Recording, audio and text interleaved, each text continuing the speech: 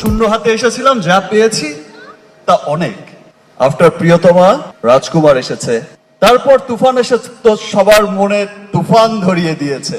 যারা বলেছে যে তোমার দিন শেষ, তাদের মুখের দিকে তাকিয়ে তাকিয়ে নীরবেই উত্তরটা দিয়েছি, দিন শেষ হয়নি, দিন তো মাত্র শুরু।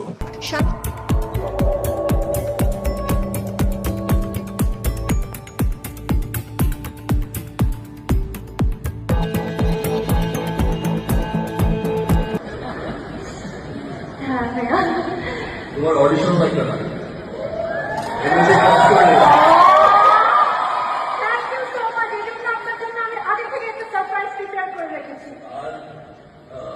আগামী বছর ঈদে তোমার সিনেমা রিলিজ হচ্ছে, তাই তো? বাট এই বছর ঈদে আমার তাণ্ডব সিনেমা রিলিজ হচ্ছে।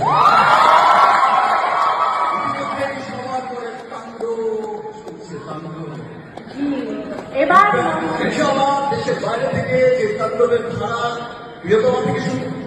প্রিয়তমা শুরু করেছিলাম বিদেশ যাত্রা, এখন এসে তাণ্ডবে সেটা মনে হয়েছে যে আমি আমার কস্টিউম ডিজাইনারকে একটু পান করে বলেছিলাম যে আমার লাস্ট সিন ছিল যেটা, সেটাই শুধু একমাত্র সুন্দর চেহারার একটা লুক ছিল, স্টাইলিশ লুক ছিল।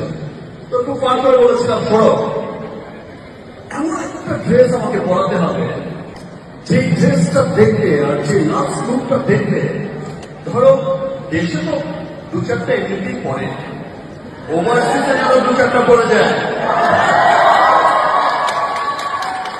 ইনশাআল্লাহ খুব ভালো লাগে যে এখন আমেরিকা, ইংল্যান্ড, অস্ট্রেলিয়া, পৃথিবীর বিভিন্ন দেশ থেকে, আমাদের পার্শ্ববর্তী দেশ, পৃথিবীর বিভিন্ন দেশ থেকে সেই ফরেন কিছুরা আমাদের যে কোনো টিজার, ট্রেলার, গান সবকিছুর রিভিউ দেয়।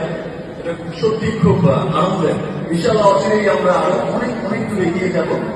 আর এই সিনেমার নর্থ আমেরিকা হলো